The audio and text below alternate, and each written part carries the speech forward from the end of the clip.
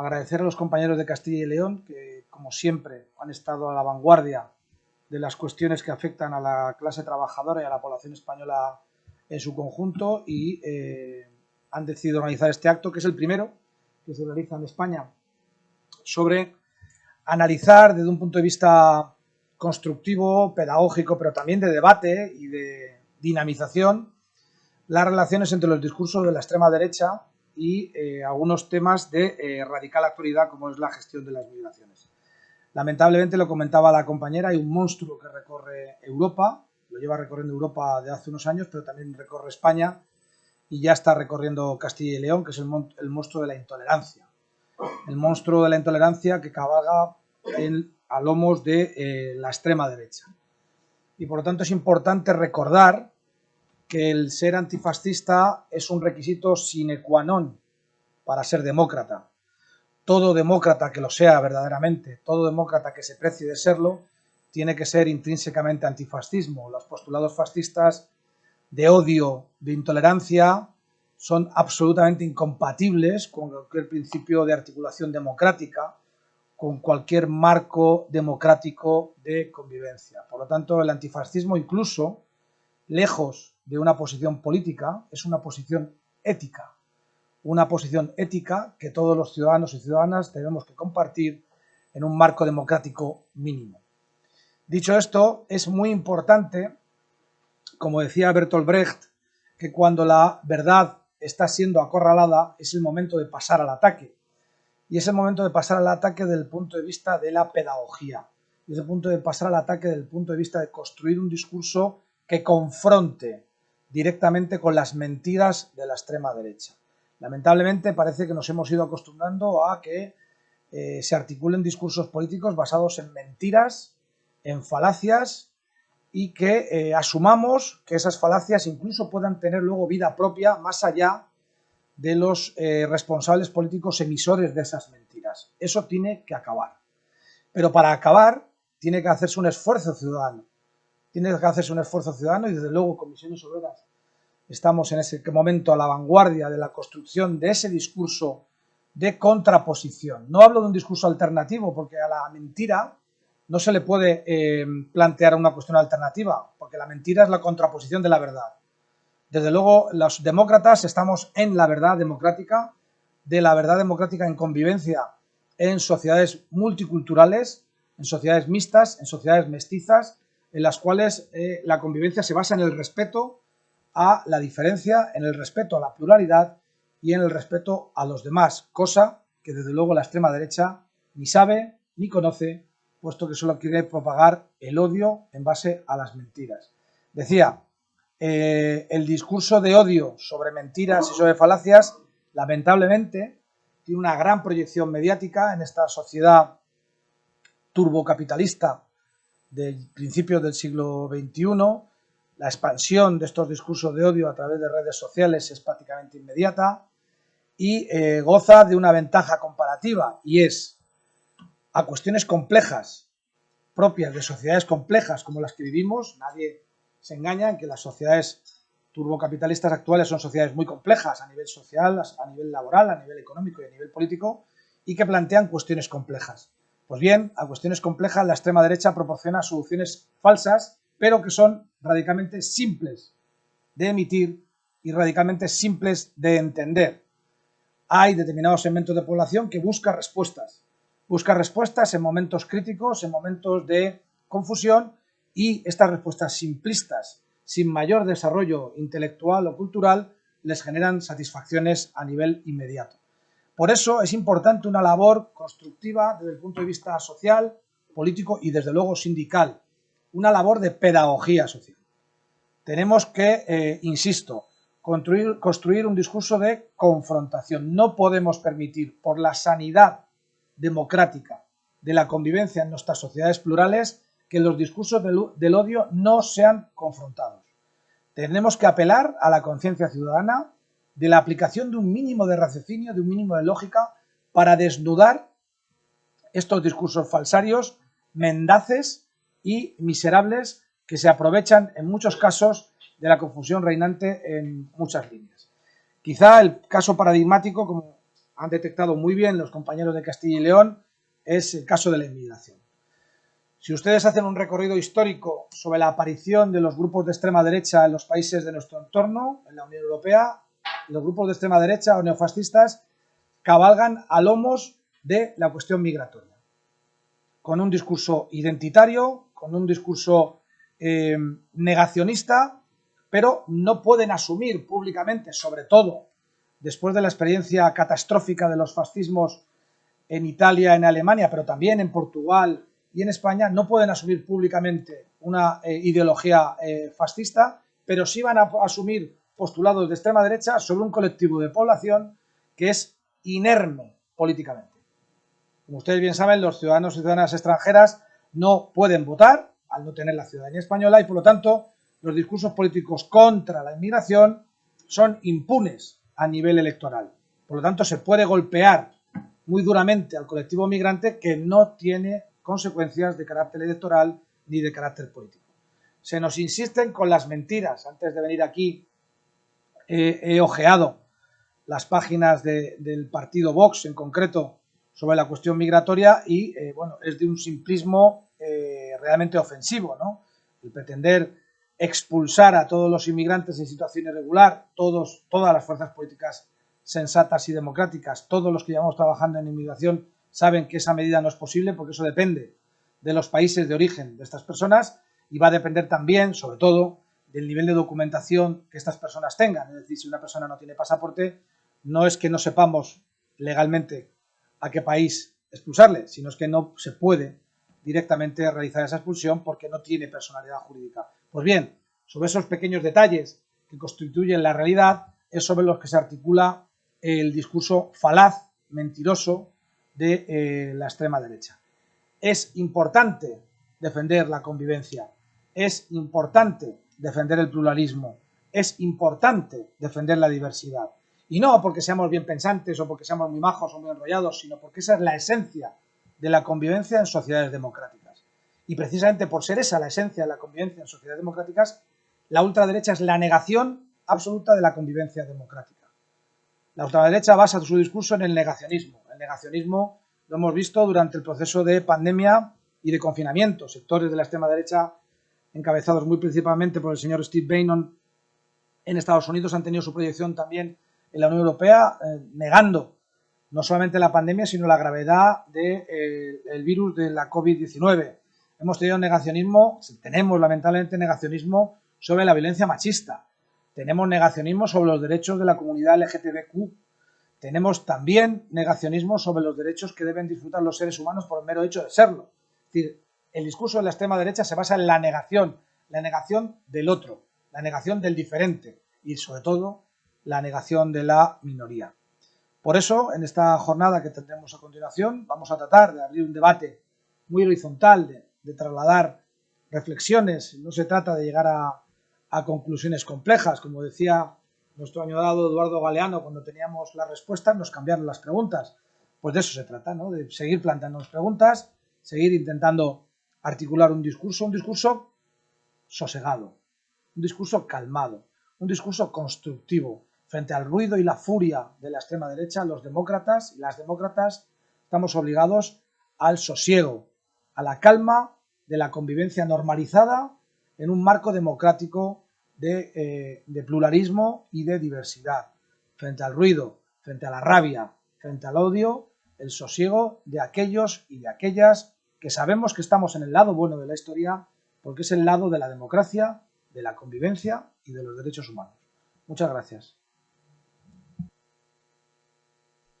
Yo he esbozado parte de la respuesta, gracias por la pregunta, he esbozado parte de la respuesta a lo que me ha dicho usted, a cuestiones complejas, soluciones complejas, pero son más difíciles de explicar, requieren más esfuerzo de pedagogía.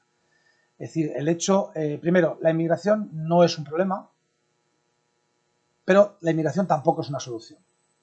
Tenemos que huir de esa visión posibilista, utilitarista de los migrantes como los que nos van a salvar la curva demográfica, como los que nos van a salvar la laguna en las cotizaciones de la seguridad social que permitan nuestras jubilaciones. No. Por lo tanto, el primer titular que me atrevería a darles es la necesidad de normalizar el hecho migratorio. las migraciones son consustanciales al ser humano. El ser humano históricamente es migrante en busca de mejores condiciones de vida. Biológicamente el ser humano nace en el continente africano y se expande a todo el globo terráqueo en busca de mejores condiciones de desarrollo. Por lo tanto, es difícil analizar cualquier sociedad humana sin tener en cuenta los procesos migratorios que ha tenido, por activa o por pasiva. Y creo que los españoles y españolas sabemos mucho de migrar. También sabemos mucho de refugio. Los españoles y españolas hemos tenido que abandonar nuestro país por persecución política, tampoco podemos olvidarlo, hasta hace muy poco. Y los españoles y españolas hemos tenido que salir de nuestro país en busca de mejores condiciones de vida. Y seguimos saliendo. Dicho esto, ¿es la inmigración una solución para la despoblación? No. La despoblación hay que abordarla desde muchos puntos de vista. Desde el punto de vista de los servicios públicos y sociales en las zonas rurales. Desde el punto de vista del avance tecnológico. Desde el punto de vista de las comunicaciones y las infraestructuras. Desde el punto de vista de proteger realmente a las familias. Con políticas públicas de educación, con cobertura de las escuelas infantiles, gratuidad de los libros de texto, es decir, de eso estamos hablando cuando hablamos de proteger a las familias, no de eliminar el impuesto sobre el patrimonio, no de eliminar el impuesto sobre sucesiones, que no afectan al 95% de las familias trabajadoras de este país y de esta comunidad. Estamos hablando de otro conjunto de políticas efectivas que, además de favorecer el arraigo social y laboral en las sociedades rurales, mediante creación e innovación tecnológica, mediante yacimientos de empleo, mediante inversión productiva de los poderes públicos. Así se puede acabar con un marco amplio y diverso de medidas con la denominada despoblación. Pero evidentemente solo con esa visión utilitarista de traer remesas de población extranjera para suplir las carencias demográficas, no, desde luego no es la solución.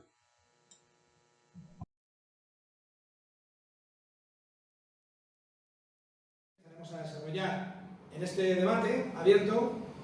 Ya vieron ustedes cómo los negacionistas italianos, aprovechando que el Pisuerga pasaba por Valladolid durante una manifestación negacionista vinculada generalmente por grupos de extrema derecha italiano, asaltaron la sede del sindicato hermano CGIL en Roma. Y esto generó un profundísimo debate en la sociedad italiana, porque retrotrajo a la sociedad italiana en los años 20, cuando los squadristi fascistas atacaban sistemáticamente las sedes sindicales. Por lo tanto, fue un déjà vu de lo que había pasado, de lo que puede volver a pasar. Y por lo tanto, esto sirvió para espabilarnos a todos y a todas y que el movimiento sindical europeo de clase tenga en cuenta que el fascismo está ahí, que el fascismo puede volver y que por lo tanto tenemos que ser militantes en el concepto clásico de compromiso contra el fascismo. ¿Qué ha pasado en España mientras tanto? Pues en España mientras tanto, recuerden ustedes que en España, después de la muerte del dictador en el 75, en el año 1976, se funda Fuerza Nueva, que era el partido, la evolución política en democracia, si es que esto se puede decir, del franquismo, capitaneado por el notario madrileño Blas Piñar. Fuerza Nueva tiene un diputado solo, que encima se le escribió al grupo mixto, se encima rodeado de trotskistas, comunistas e independentistas durante la primera legislatura de esta joven democracia, en el año 77, y luego desapareció muy tempranamente, en el año 86, perdón. En el año 86 Fuerza Nueva desaparece. Por lo tanto, hemos carecido de una articulación parlamentaria de la extrema derecha hasta el año 2019, con la entrada de Vox. Es interesante, hay un estudio muy bueno de la Fundación Rosa Luxemburgo, que se llama De los neocons a la ultraderecha, la evolución de la extrema derecha en el Estado español. Es muy interesante, está colgado en la página web, se lo pueden ustedes descargar, es muy interesante.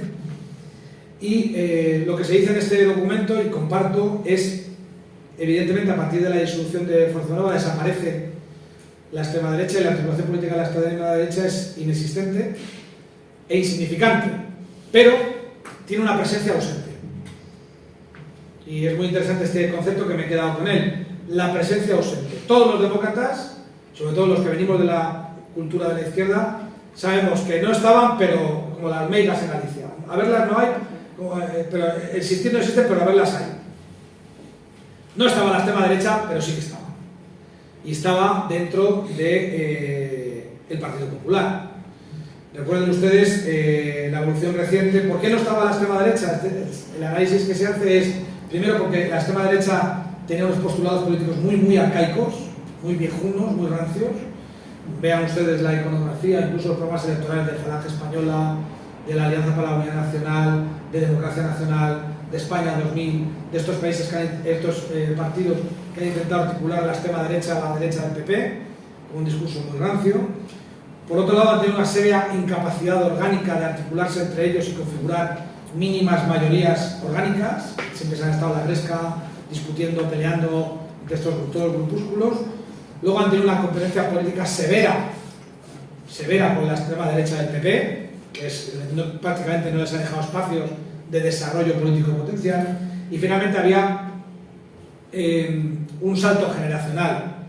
La extrema derecha franquista le costaba mucho enganchar generacionalmente con la juventud, con nuevas generaciones viniendo ya de una convivencia democrática con unos discursos muy antiguos. Sin embargo, en el 2018 Vox entra en el Parlamento andaluz. En el 2019 entra con muchísima fuerza en el Congreso de los Diputados, con 52 diputados, nada más y nada menos, y lamentablemente, muy recientemente, ya ha entrado en el gobierno de Castilla y León. En definitiva, la argumentación discursiva sigue siendo la misma. La argumentación de la extrema derecha, que lo estamos viendo también con las declaraciones de los encargados del gobierno de Castilla y León por parte de Vox, es una argumentación discursiva basada en el odio, pero tenemos un matiz importante y es la altísima proyección mediática. Esto nos va a llevar, y yo vivo en esa contradicción, de decir que ha habido un discurso por algunas partes de eludir, vas a confrontar con ellos, cada barbaridad que digan, vamos a salir. Pues sí, habrá que salir. Pero a su vez genera resonancia de discursos brutales, bárbaros y mendaces, que si confrontamos, pues parece que se le da más audición. Pero claro, es que el problema es que si esos discursos los dejas sin confrontar, viven. Y viven ahí fuera, viven en las calles. En la extrema derecha, en representantes sindicales, en empresas importantes, en organizaciones sindicales muy importantes. Ya hay infiltración. Bueno, en España saben ustedes que tienen esta especie de aborto sindical, que es el Solidaridad, ¿no? Que afortunadamente no llega a tener todavía representatividad, esperemos que nunca la tenga. Sí hay sectores laborales que empiezan a tener un poco de implantación, pero afortunadamente intentaron una manifestación el 1 de mayo del 2021 en Madrid, fracasaron. Este año lo intentaron en Andalucía y volvieron a fracasar. Afortunadamente esperemos que no consigan sacar la cabeza de ese sindicalismo apócrifo que no es, desde luego, ni siquiera merece ser calificado como sindicalismo. Formar alianzas sociopolíticas para la lucha contra el fascismo, combatir la extrema derecha en el Parlamento Europeo. Los datos en el Parlamento Europeo, si ustedes se fijan, hay dos grupos que aglutinan Identidad y Renovación y Grupo de Conservadores y Renovadores Europeos. Hay dos grupos en el Parlamento Europeo que engloban partidos de extrema derecha y la verdad es que tienen posiciones cuantitativamente muy significativas en el Parlamento Europeo, lo cual es muy preocupante. Y luego las dos últimas acciones, la 14 y la 15, son 15 acciones: salvaguardar el Estado de Derecho y condicionar los fondos de la Unión Europea respecto al Estado de Derecho. Es muy importante el Estado de Derecho, otra vez volvemos a la misma historia de antes. Nadie sabe realmente lo que es el Estado de Derecho. El Estado de Derecho es convivir en un Estado democrático. Hay tres elementos fundamentales. Lo que se llama la triada virtuosa de la convivencia es democracia, derechos fundamentales y Estado de Derecho. El Estado de Derecho supone el sometimiento de todos los poderes al imperio de la ley. Y por otro lado, el control de todos los poderes, es decir, el mecanismo de control y equilibrio entre los poderes de un Estado, el Ejecutivo, el Legislativo y el Judicial, con especial hincapié en la independencia del Poder Judicial. Dicho esto, hablamos de la independencia del Poder Judicial. Saben ustedes que a Hungría y a Polonia se les han quitado nada más y nada menos que los fondos de recuperación y resiliencia de la Unión Europea, el Next Generation EU, se les ha restringido por no respetar los principios del Estado de Derecho. fundamentalmente por tener aparatos judiciales que no son independientes del Poder Ejecutivo.